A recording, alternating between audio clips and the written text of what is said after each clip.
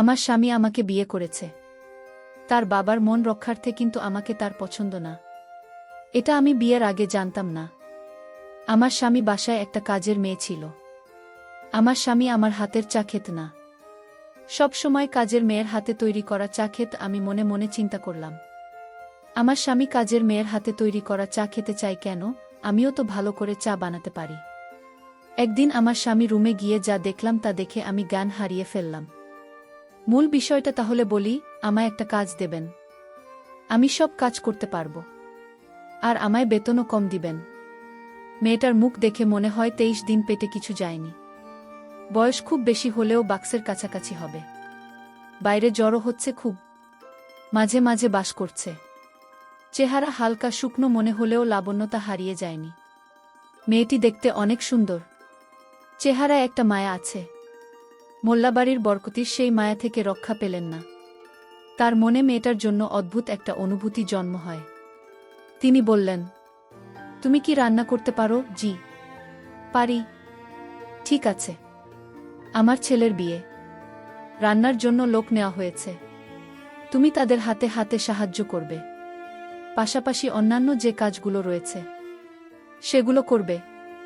কিন্তু বিয়ের অনুষ্ঠান শেষ হলে তোমায় চলে যেতে হবে না, তুমি আমাদের বাড়িতেই কাজ করবে। জি, তাহলে ভিতরে গিয়ে কাজে লেগে পড়। আর হ্যাঁ, আগে মাথা ভালো করে মুছে কিছু খেয়ে নাও। মেয়েটা চোখে বাড়ির বরকতির দিকে তাকাল, যেন অশেষ কৃতজ্ঞতা প্রকাশের প্রতীক স্বরূপ। এখনই তার চোখ থেকে জল গড়িয়ে পড়বে। বাড়ির বট করতে বললেন, আমি বাড়ির কাউকে ডাক দিচ্ছি, সে তোমাকে ভিতরে নিয়ে গিয়ে সব বুঝিয়ে দেবে। বরকতির ডাক শুনে বাড়ির ভিতর থেকে একটা মেয়ে বেরিয়ে এলো। বয়স খুব বেশি হলে 18-19 হবে। পরনের পোশাক বেশ দামি, গলায় স্বর্ণের অলংকার পরা। মনে হয় এই পরিবারের কোনো সদস্য হবে, বা কোনো আত্মীয় হতে পারে। মেয়েটা এসে বলল, ফুপি আমায় দেখেছে। হ্যাঁ রে, শোন, এই মেয়েটা আজ থেকে আমাদের বাড়িতে কাজ করবে। ওকে ভিতরে নিয়ে গিয়ে আগে কিছু খাওয়াবি, তারপর কাজগুলো বুঝিয়ে দিই। ঠিক আছে ফুপি। মেয়েটা বাড়ির ভিতরের দিকে গেল। বাড়ির বরকতি এতক্ষণ লক্ষ্য করেননি, কিন্তু এবার তিনি লক্ষ্য করলেন মেয়েটার চেহারাটা অনেক সুন্দর। শহরের সবচেয়ে বড় বিজনেসম্যান হিসেবে যদি কারো নাম সবার আগে আসে, তাহলে নিঃসন্দেহে তিনি হলেন মোহাম্মদ কাশেম মোল্লা, আর তার স্ত্রী হলেন আফসানা বেগম। মোল্লাবাড়ির বড়কর্তা হলেন মোহাম্মদ কাশেম মোল্লা এবং ভর্তি হলেন আফসানা বেগম। শহরের মাঝখানে 3 তলা বিশিষ্ট বড় একটা বাড়ি আলো ঝলমল করছে। শান শৌকত ও আভিজাত্যের ছোঁয়া পাওয়া রাজকীয় এই বাড়িতে বিয়ের আমেজ। বাড়ির একমাত্র ছেলে সোহাগ মোল্লার বিয়ে। আত্মীয় স্বজন ও তাদের কোলাহলে মুখর পুরো মোল্লাবাড়ি। সোহাগ নিজের ঘরে পোশাক পরে রেডি হচ্ছে, বাহিরে বন্ধুদের সাথে আড্ডা আছে। সোহাগ দেখতে অনেক স্মার্ট, যে কোনো মেয়ে তাকে পছন্দ করবে।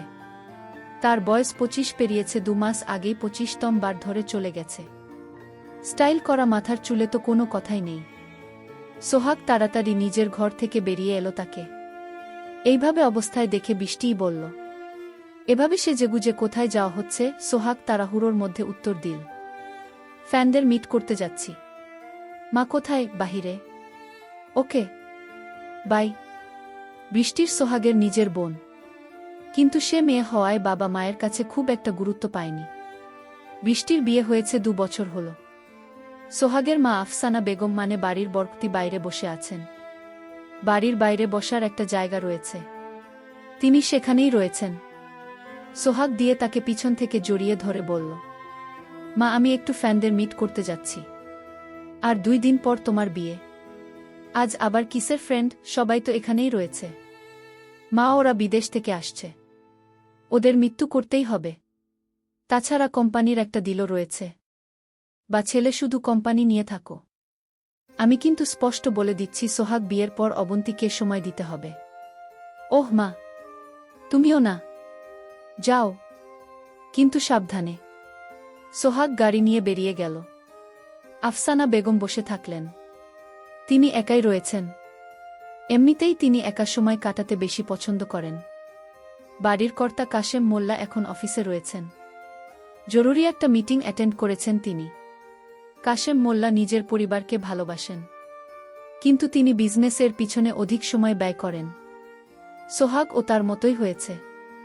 শ্রাবণ মাস, তাই সারাদিন মেঘলা আকাশ এবং ঝিরঝিরে বৃষ্টি নিয়ে কাটে।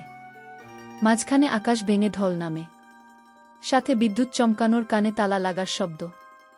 সোহাগের বাড়ি ফিরতে ফিরতে রাত হয়ে গেল। রাতে খাওয়া দাওয়া করবে না, কারণ বন্ধুদের সাথে ছিল। টুকিটাকি খাওয়া দাওয়া হয়েছে, রাতে কিছু কাজ করতে হবে। তাই সে দিয়াকে বলল কেউ যেন তার ঘরে 1 কাপ কফি পাঠিয়ে দেয়। দিয়া সোহাগের মামাতো বোন, অনার্স ফার্স্ট ইয়ারে পড়ে। ঘরে ঢুকতেই সোহাগের ফোনটা বেজে উঠল। সে ফোন রিসিভ করে কানে কথা বলতে বলতে এমন সময় হঠাৎ কফি হাতে মেয়েটাকে দেখে সোহাগ চমকে ওঠে। মেয়েটা কফি কাপ হাতে সোহাগের ঘরে ঢোকে। সোহাগ মেয়েটার দিকে তাকিয়ে থমকে যায়। এই মেয়েকে তো আমি আগে কখনো দেখিনি। মেয়েটা তো খুব সুন্দর। মেয়েটার চোখ দুটি এত সুন্দর কেন? আমি এই মুখখানা দেখে আমি এক অবাক দৃষ্টিতে চেয়ে রইলাম।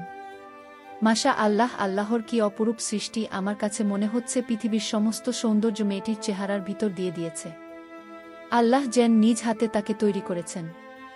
আমি তাকে দেখে আমার মুখ দিয়ে কোনো কথাই বের হচ্ছে না। কিন্তু এই মেয়ে কোথায় থেকে আসলো? এর আগে আমি কখনো তাকে দেখিনি। কে এই মেয়ে? ভাইজান, কফি ঠান্ডা হয়ে যাবে, দরুন কফি খান। আমি তার হাত থেকে কফিটা নিলাম এবং কফিটা খেয়ে নিলাম। অনেক স্বাদ হয়েছে কফি, তুমি তো দেখি ভালো কফি তৈরি করতে পারো। সোহাগ তার মাকে ডাক দিয়ে বললেন, মা, এই মেয়েটিকে আমি তো এর আগেই মেয়েকে দেখিনি। বাবা, এই মেয়েটি একটি অচেনা মেয়ে। তার পরিচয় সম্পর্কে আমরা কিছুই জানি না। একদিন হঠাৎ করে আমাদের বাসায় ঢুকে বলতেছে আমাকে একটা কাজ দেবেন, আমি সব কাজ করতে পারব। মেয়েটির কথায় এবং তার অসহায় দেখে আমরা তাকে বাড়ির কাজের মেয়ে হিসেবে স্থান দিয়েছি। মা, তুমি খুব ভালো করছো এই মেয়েটিকে জায়গা দিয়ে। ঠিক আছে বাবা, তুমি এখন চলো, তোমার জন্য সবাই ওয়ার্ড করতেছে। তুমি এখনই বসে যেতে হবে। ঠিক আছে মা, আমি রেডি হচ্ছি, তোমরা ওদের বলে দাও, তারপর আমি বিয়ে করে ফেলি। একদিন কাজের মেয়েটি বলল, ভাইজান, ভাবি অনেক সুন্দর, আপনি যেমন ভাবেও তেমন আপনাদের দুজনকে খুব সুন্দর মানিয়েছে। কি বলছো তুমি? তুমি কি জানো এই বিয়েতে আমি রাজি ছিলাম না, শুধু আমার বাবার কথায় আমি রাজি হয়েছি। বাবার খুব ইচ্ছে ছিল তাকে বুক করে আনার, বাবার দিকে তাকিয়ে আমি বিয়ে করেছি। আচ্ছা, তোমাকে একটা কথা বলি, তোমার বাসা কোথায়? তোমার মা বাবা ভাই বোন তারা কোথায়?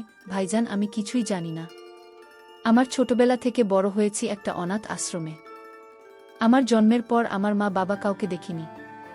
আমার মা বাবা কোথায় থাকে, বেঁচে আছে কি না মরে গেছে, তা আমি কিছুই জানি না। মেয়েটি এই কথা বলার সাথে সাথেই হালিমা করে কান্না শুরু করে দিয়েছে। আমি বললাম, তুমি কাঁদছো কেন? মেয়েটির কান্না আমি কিছুতেই তা মানতে পারছি না।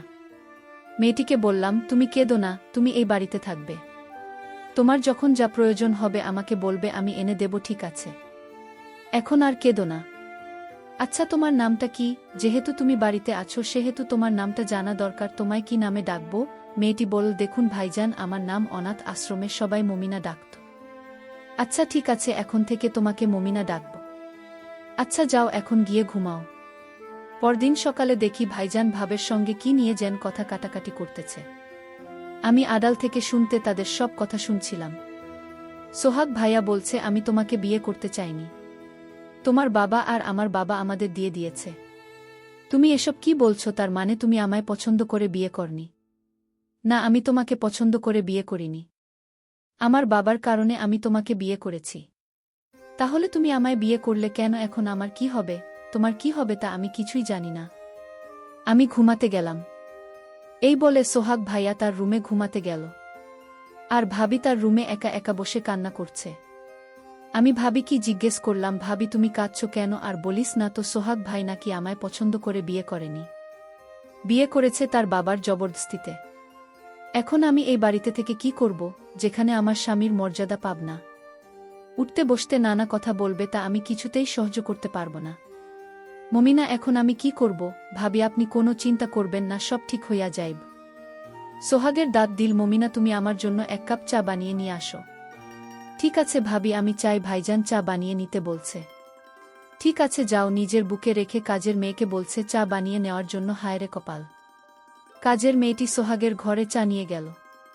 ধন্যবাদ বস। এখানে মমিনা, তুমি জানো তুমি কতটা সুন্দর, তোমাকে আল্লাহ যেন তোমায় নিয়ে হাতে তৈরি করেছে। কি যে বলেন ভাইজান, আমাকে কি ভাবে কত সুন্দর?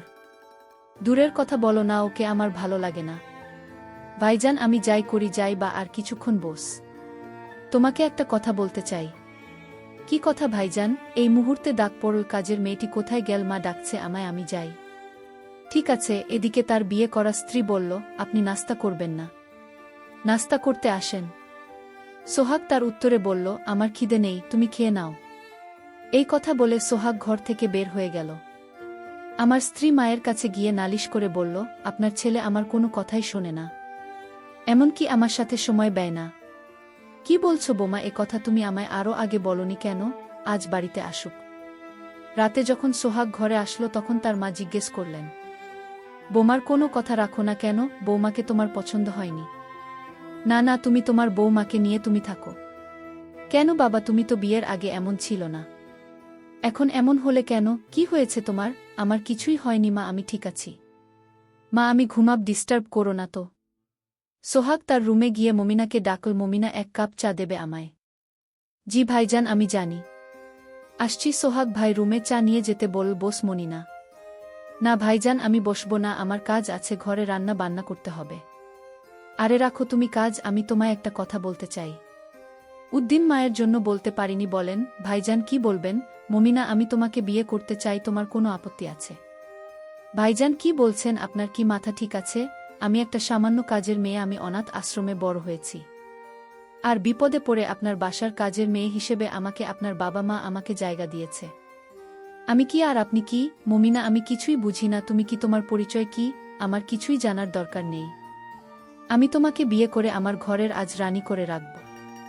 আমাদের এই সকল কথা ভাবি মানে শোভনের স্ত্রী আড়াল থেকে শুনে কান্না করতে শুরু করে দিল।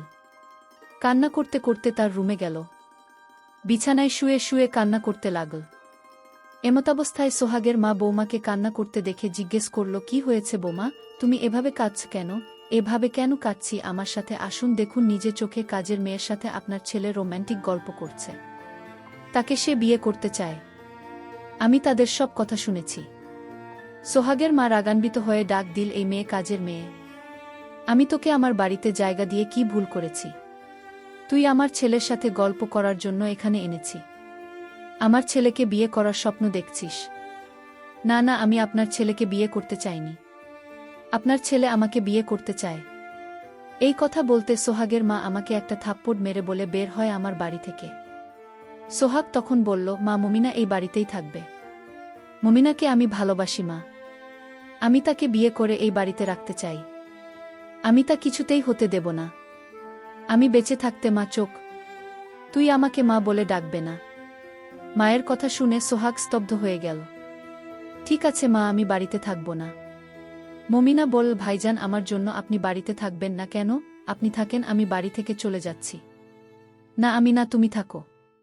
এই বলে সোহাগ চলে গেল। এদিন সোহাগ রাতে বাড়িতে ফেরেনি। মা তার বোমার রুমে গিয়ে বলল, সোহাগ আসছে। নামা, সোহাগ তো এখনো ফেরেনি। মমিনাকে ডাক দিয়ে বলল, সোহাগ কোথায়? আমি তো জানি না মা। পরের দিন সকালে লোকে বলাবলি করতে লাগল, এটাকে মাটিতে পড়ে রইল। কাছে গিয়ে দেখে, হায় হায়, তাতে মোল্লার ছেলে সোহাগ। ও এভাবে মাটিতে পড়ে রইল কেন? কাছে গিয়ে দেখেন সোহাগ দুনিয়াতে নেই, মহিলা পড়ে রয়েছে, আর তার হাতের মুঠোতে একটা চিঠি দেখতে পেল। লোকজন সোহাগকে নিয়ে বাড়ির সামনে রাখল। সোহাগের মা কোথায়? আপনি, আপনার ছেলে ময়রা গেছে। সোহাগের মা দূরে এসে সোহাগের মুখটা দেখে মা জ্ঞান হারিয়ে ফেল। একটা লোক বলল, উনার স্ত্রী কোথায়? ওনাকে ডাক দেন তো। সোহাগের স্ত্রী কান্না করতে করতে আসলো। লোকটি তার হাতে চিঠি দিয়ে বলল, মৃত অবস্থায় তার হাতে আমরা এই চিঠি পেলাম। চিঠিটা খুলে দেখল, চিঠিতে লেখা, মা, আমাকে ক্ষমা করে দিও, আমি তোমাকে কষ্ট দিতে চাইনি। আর আমি যেদিন কাজের মেয়েটিকে দেখেছিলাম সেদিন থেকেই ভেবেছিলাম তাকে আমার করে নেব, কিন্তু তা আমার কপালে নেই। মা, তোমার কাছে একটা অনুরোধ, মমিনাকে একটা ভালো ছেলে দেখে বিয়ে দিয়ে দিন, তাহলে আমার আত্মা শান্তি পাবে। মায়ের জ্ঞান ফিরতেই তার স্ত্রী মায়ের হাতে চিঠিটা ধরিয়ে দিল। মা চিঠিটা পড়ে কান্না করতে করতে বলল, বাবা, তুই আমার উপর অভিমান করে চলে গেলে। প্রিয় দর্শক বন্ধুরা, তোমাদের সকলের উদ্দেশ্য করে বলতে চাই, তোমরা সোহাগের মতো এমন কাজ করবে না।